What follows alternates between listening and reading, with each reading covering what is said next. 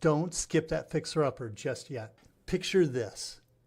You found a home that checks all the boxes, except it needs a new kitchen or maybe a new roof. Most people walk away, but what if that house could still be your dream home? Stay tuned. We're diving into purchase renovation loans and how you can finance both the purchase of your new home and the upgrades in one simple move.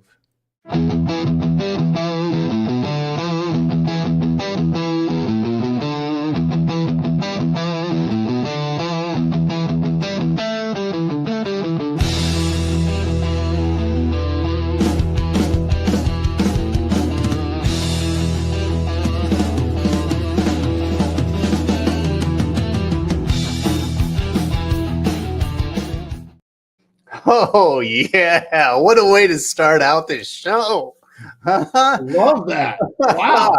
Happy Wednesday, everyone, and welcome to the Mojo Show. I am your host, Joe Mortgage.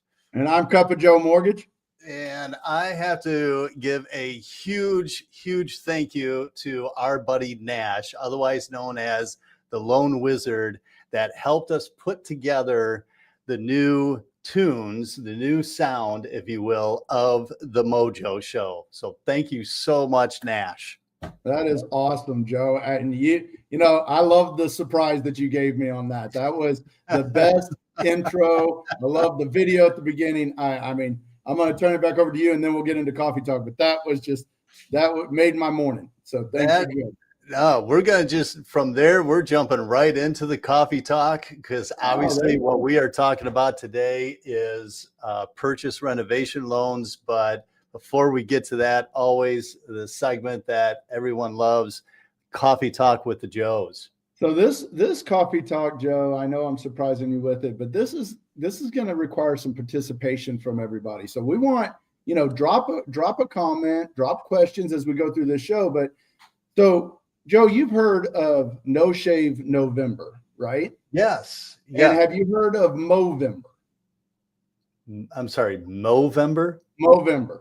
Okay. No. So No Shave November is you let everything grow. Yes. Well, Nash my wife you have Movember to where it's mustaches. Oh my. So people that have beards shave and just keep a mustache. Okay. So, this is where I said we might get in trouble with the wives, but we'll be okay. Oh, no. I want comments, and the comment that is the most as we go through this show is if you put in Movember, that means that you want mustaches for Joe and Joe, and that we're going to have to, get on the same page. And but what happens if you have a goatee, though? That's not a beard. It's the same thing. You got to shave the bottom. Second is if you put in the comments, no shave, then we'll go with No Shave November and just let the whole things grow. So we're going to see who comments. Because if nobody comments, we don't have to do it. Well, that's a good point. And we got to at least have 3 votes. 3. It can't just be 1. We have to have at least 3 people vote on that. Okay. So that's what we're going to do. So we want to see those comments. I don't know how Carrie feels about mustaches, but I know Tina hates them. Well, I know Carrie, if she's listening, which I know she's not because she's working, right? Right. But she would definitely put in no shave. So loves a beard. No Shave November. Some reason she loves a beard on me, and she can't wait for November to start so that I can start bringing the beard in, right? The full beard, not just the goatee. So then we're gonna need to vote. I like the no shave. I mean, as you can see, I'm already bushy. Might as well just keep going with the whole thing. But, I don't think I can see you with the stash. Man, it's not a good sight, to tell you the truth. And I'd probably do the whole handlebar that go all the way down with it. Love it. I've done that once and Nash loved it, but man, my wife about killed me. So, I bet. Awesome. But I'm excited about today's show. The thing that I love about this is, I keep saying, I got to stop that. The things we do when we're trying to shop for a house, we've got to make sure that you're looking for these things. And there's things that you're going to want to change, especially if it's like a brand new build. You're going to be able to pick out what you want and all that stuff. But Joe, you said it in the intro. Mhm. Why does this loan actually exist? It's so why it exists is that many buyers they shop around for homes. They'll like on a weekend the realtor will take them to 3, 4, 5 different homes, right? That by the pictures look good, right? On Zillow or wherever, HAR, what have you. But when they get there, it's not the same. And so they start looking at the house and it's like, well, the bones of it is good, right? The layout is good. The school district is good. All these different things. But boy, that kitchen, I don't know, that countertop, the master bedroom really could use some updates, the cabinet. So, probably 90%, 85 to 90% of the home checks all the boxes. But it's just those little things that make people go, nah. And so they move on to the next home instead of realizing that they can update those things with the purchase of the home and make it their dream home. Yeah. And, the nice thing about it is you don't have to wait to get that work done and then close. Mm-hmm. So what we're talking about here is on the renovation is when you're under contract, you're getting estimates on the things that you want to get done. And we're supplying those estimates to the appraiser. Mm-hmm. And what they're doing is they're basing the value on what you're doing to the house when they appraise it. But you're already under a purchase contract with the seller based on a true sales price. So the seller doesn't have to worry about, all this work getting done while they're living there or while they own the house for you to close. Mm-hmm. So we closed on that purchase, which is awesome. And the seller gets their stuff. You're the owner of the house, but we based your loan and your amount that you can, finance off of the future value of those improvements. So it has to add value to the house. It does. Or you're buying a house in a really good area at a very discounted rate in that purchase price, that where maybe it's worth more than what you're buying it for because the seller knows that it's not up to the upgrades that is in today's market, right? If the house was built in the 90s, heck, even our house that Tina and I just got in, built 2005, that's 20 years ago. 20 years old, yeah. It's really weird thinking that way, but 20 years old, well, the kitchen is 20 years old. The countertops are 20 years old, the cabinets. Right. Those are all things that if you upgrade, that can add value to your house. Mm-hmm. But if you're putting a new roof on, that might not add value to your house. So there's certain renovations on this that really help you when you're doing it, but it's got to add some type of value to the place. Absolutely. And I, as an example to this, do you remember we had on like a year and a half ago, Lucy West? Yes. Right. So she's got a listing. I don't know if it's still up for sale or not. Lucy, if you're listening, please, chime in.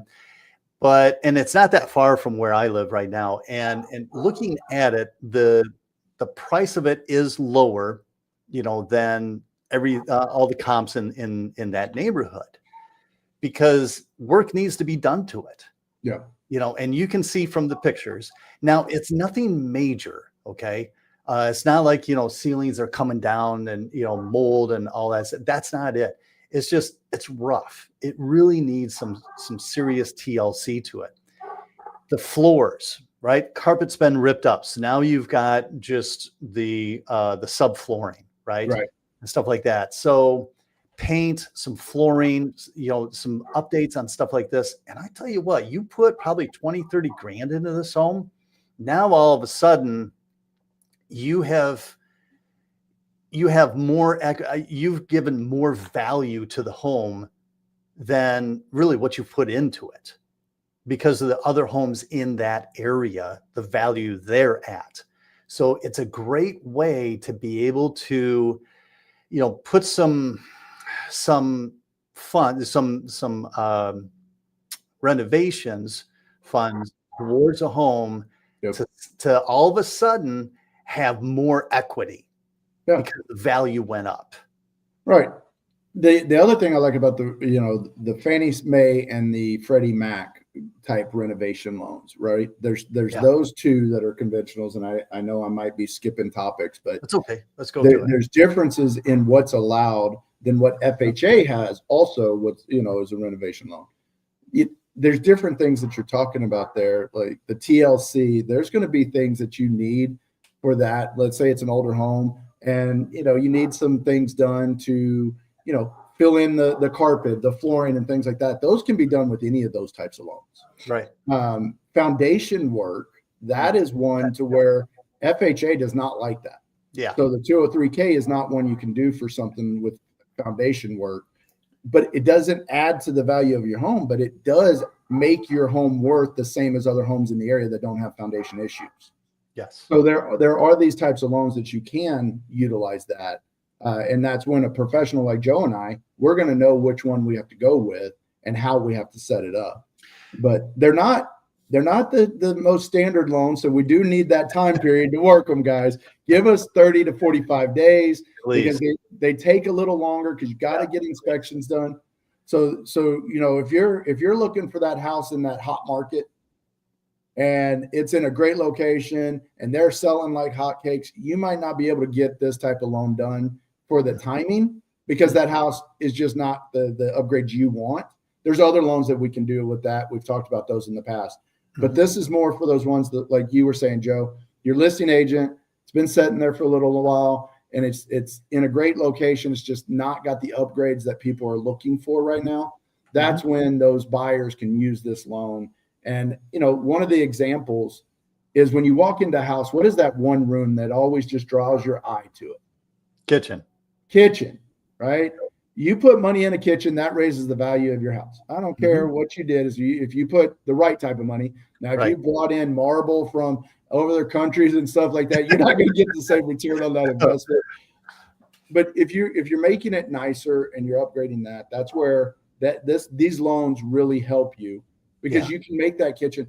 And guess what? You can get that stuff started right after you close on the purchase because that contractor's already set up. Yeah. So let's go over, Joe, for everyone, for everyone's knowledge, as far as the different type of, because you mentioned Freddie and Fannie. Yes. And a little bit of FHA. So why don't we go over just briefly, because obviously we don't have time to go into the details of what makes them each one different. Right. But let's at least cover what purchase renovation loans there are. Okay. All right. So the first one, let's start with the government products, and then we'll get to the other one.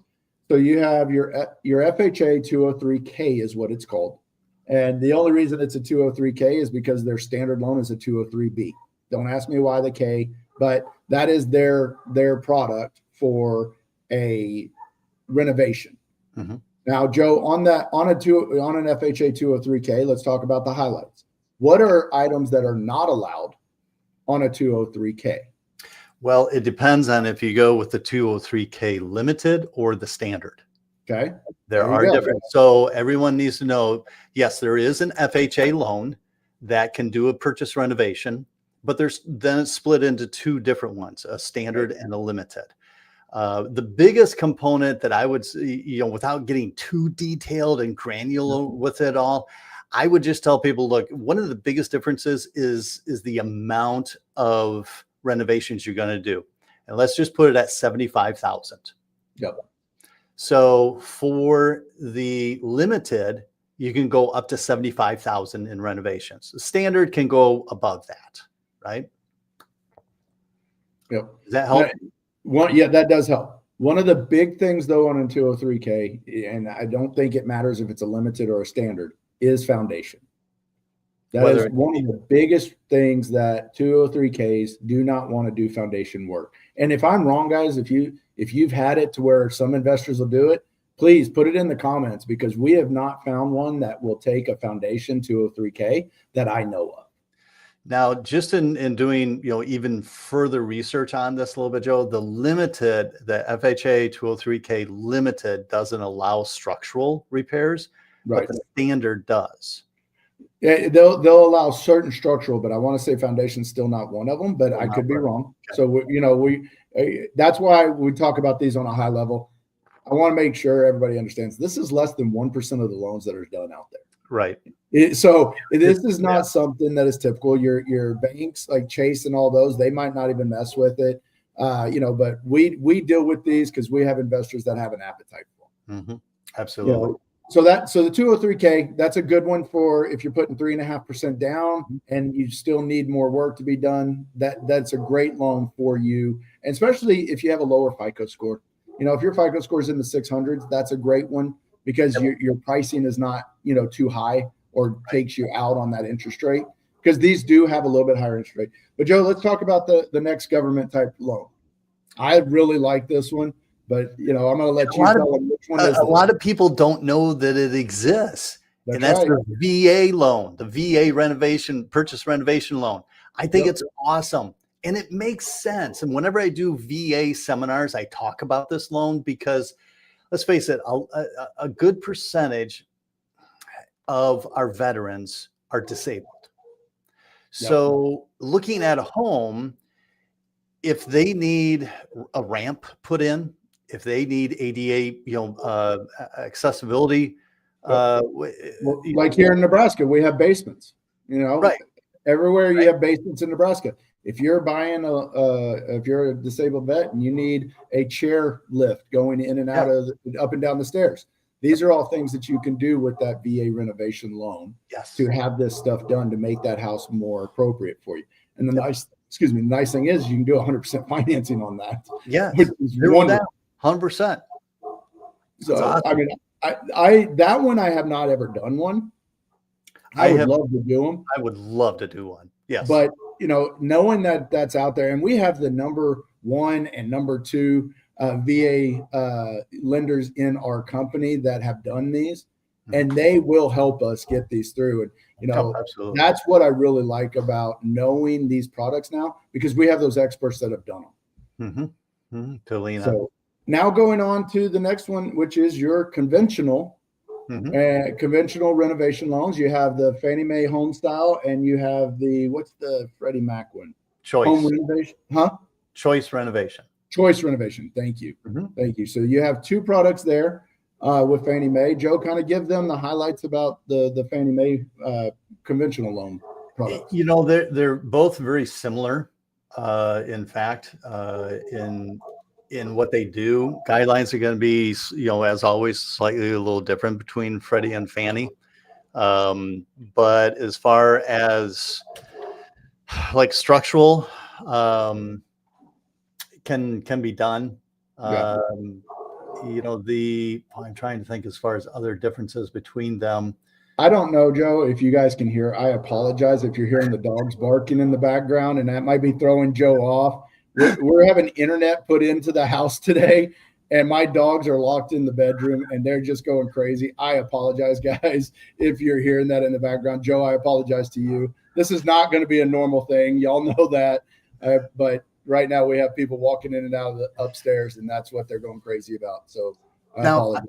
I will say this. One of the differences between the FHA loans, the government loans, and these Fannie Mae, Freddie Mac purchase renovation loans is that there is, with the Fannie Mae and Freddie Mac, there is the ability, it's limited, but to be able to have a kind of a do-it-yourself type work if it's small enough with the Fannie Mae and Freddie Mac. Yeah, FHA won't allow that. Right. The other thing I like about the conventional is they'll let you do luxury items. So if you're wanting to do that outdoor kitchen, if you're wanting to do the pool, landscaping, right, you can do that at the time of purchase in a lot of cases. Now, you guys got to remember, adding a pool, adding a backyard kitchen doesn't always give you dollar for dollar on what it's going to do. So there are some calculations. And again, remember, we are basing the new loan amount and the loan to value, which is the equity that you're taking up in the house when you're buying it versus your down payment. If you're doing a conventional 5% down, that house has to appraise for all the work that's being done. Yes. That doesn't always happen. So it'll get you closer. Right. So, if you're very limited on your funds at that 5%, a lot of those other items aren't going to be there. But if you're doing 20% down, there's a lot of more wiggle room in that to do that renovation loan and have that future value, because the pool will add. But if you're putting in $100,000 pool, you're not going to get $100,000 in an appraised value. I hate to tell you guys that it does not return dollar for dollar, but it does help you sell your house quicker, because if somebody's looking for that pool, they're going to want that instead of having to do it.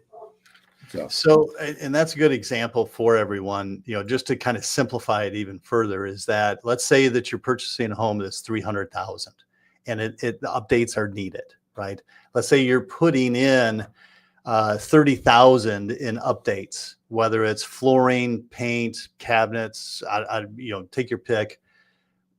So if you're buying it for 300,000, you're putting 30,000 into it. The appraiser, which by the way is a side note, the appraiser needs all of that information, like Joe had mentioned. He's going to need a punch list of everything that's going to be done, essentially, the updates in that, so that the appraiser is going to give a value after looking at it as a value after everything is done. And it has to appraise then for 330,000 or more. So like Joe said, if you're going to put buy a house for 300,000 and you put $100,000 pool in it, it's probably not going to appraise for 400,000, right? Right.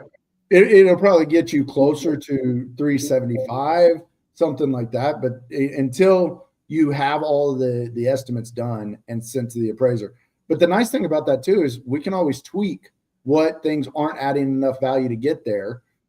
So there are different ways that we can look at it. That's why we're saying this might take a little longer in a process, because of those extra steps. It's not because of your financing part. It's the same approval process when it comes to, your credit, your income, and all that. It's the other piece of that estimate, and the contractor has to be approved. Mm-hmm. Those are the things that take a little longer on these loans. Yeah, because contractors, let's face it, how fast do they work? Yep. I think everybody knows they if they say it's going to be done next week, well, really they mean next month. Right. So, now, Joe, that brings up a good point.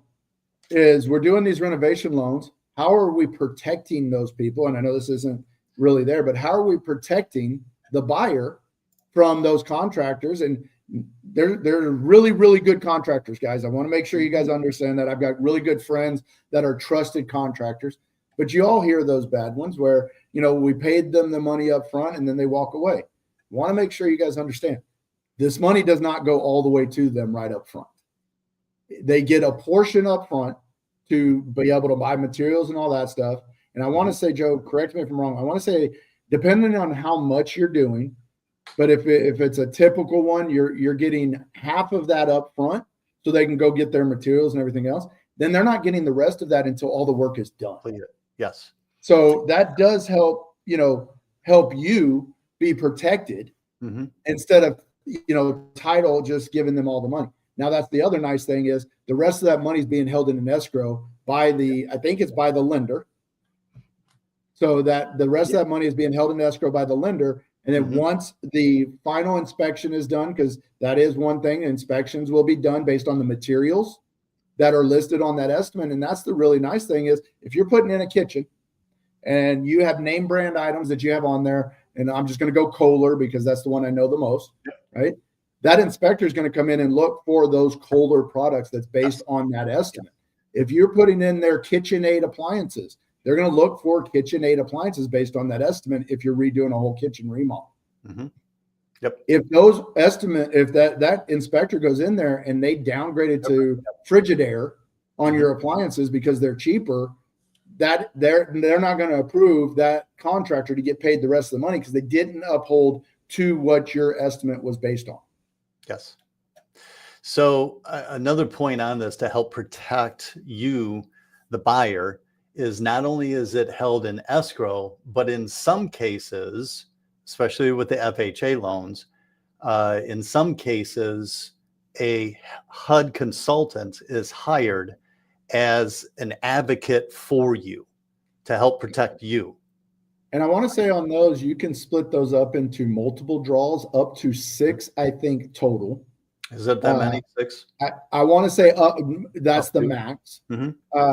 The nice thing about that is every time they want to get a draw, that they have to finish a certain part to Mhm. where the inspector can go out and be like, okay, this is done. So we can release this much money in that draw. Mhm. But that's all done up front, on the renovation loan of how many draws is it going to take? Where are they going to be split into? That's on the 203K. The conventional renovations, those are a little bit more laxed in the way that they do it. So, but Joe, one of the topics that we have not talked about yet, and I kind of skipped around because this is the fun topic, is what renovations should somebody be looking to do that would add value to that house? And that's the key right there that you said. What's going to add value to the house? Is putting a coat of paint on in the master bedroom going to add value? Probably not. It might add, it's not going to add to your list price, Right. but it might get you an offer that's a little bit higher. So from a seller standpoint, that's one. But from a buying standpoint, if I go in and paint it and all that stuff, it's not really going to appraise for more than what I bought it for. Right. So the two biggest, I would say, is, and we talked about one, which is kitchen, but also bathroom. So both kitchen and bathroom remodeling are good ones to focus on for value. Yep, those two areas of your home are going to add the most. Adding some flooring, changing out carpets, that's really not going to always add value. So you got to kind of mix those things in with something that's going to add value. Another thing is adding square footage. Ooh. If you're wanting to close in, let's say that there's a nice porch and all that stuff, and you're wanting to close it all in and it adds actual livable square footage with AC and heat, that will add value to your house. And you're going to get dollar for dollar or more back on that depending. So what my wife and I did on our previous house is we added an upstairs. We added 2 bedrooms and a bathroom upstairs because it was a 1.5. It had that one, above the garage area. Yeah. So it already had stairs going up. So we were able to, take the roof line and only make one cut in the roof line.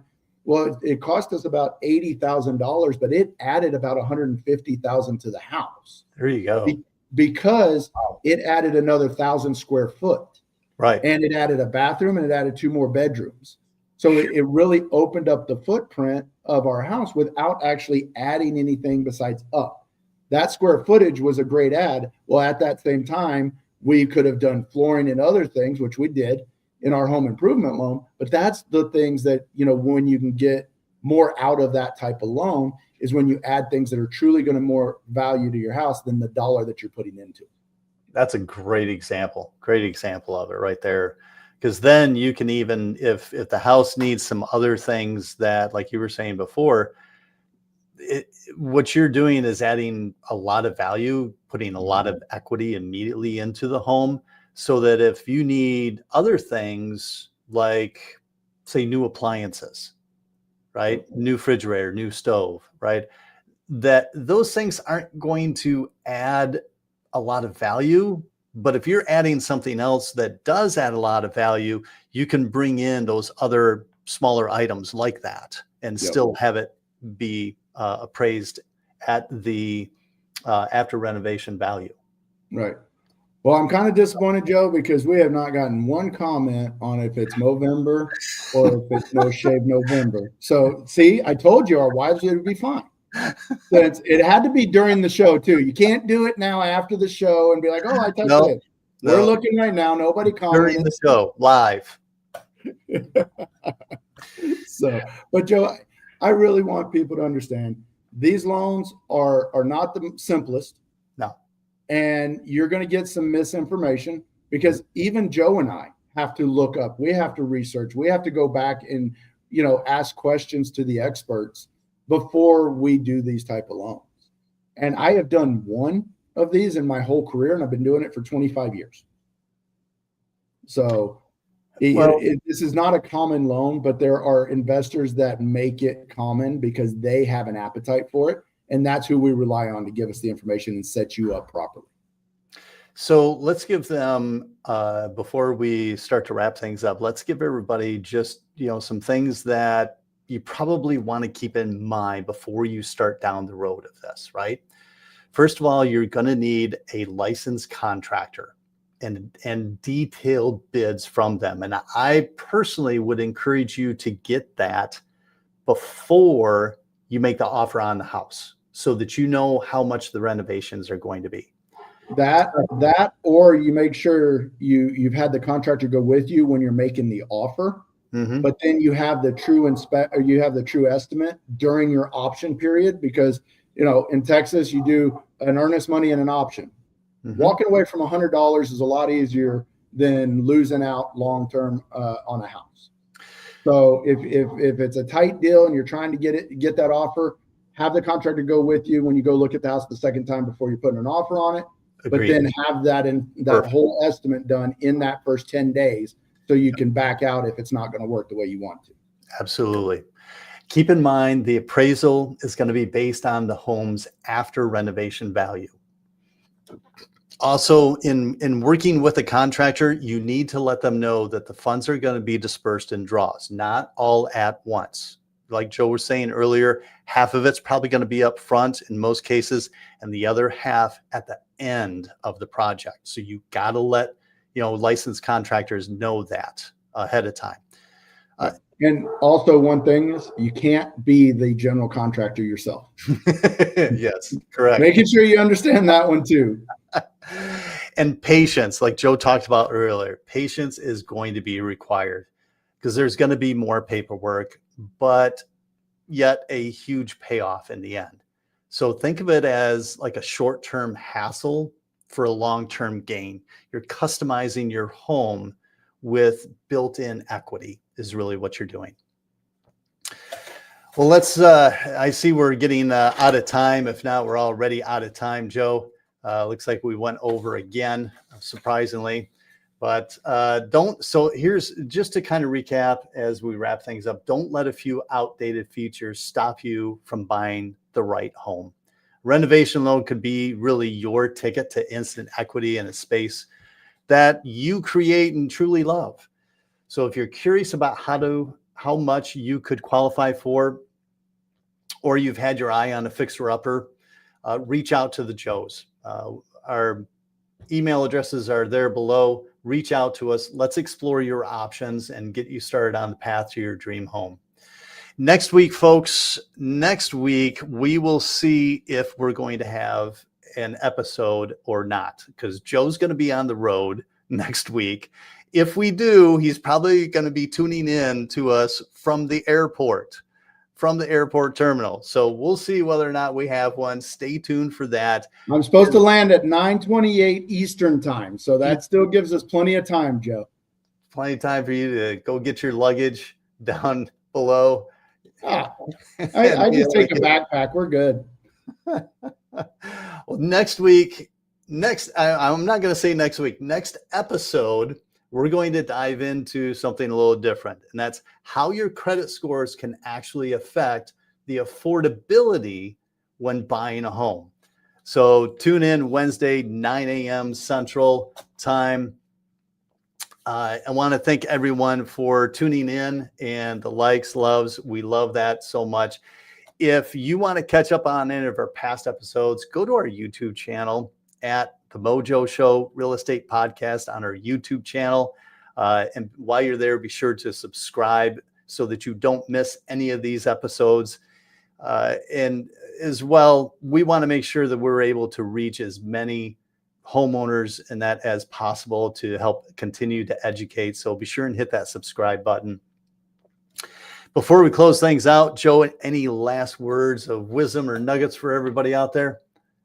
I just want to say thank you, Joe, because that intro and the way that you set this up, I love it. I love the new way that we're doing it. So again, thank you to all the hard work you do. And hopefully I don't have spotty Wi-Fi next week, guys, because I'll have it all done and not on a hotspot. So thank you. Well, intro started great. The outro, sorry, I haven't been able to get to it. So it's going to be the same one as always. But I'm Joe Mortgage, and that handsome guy with a beard is Cup of Joe Mortgage. And we'll see you next week.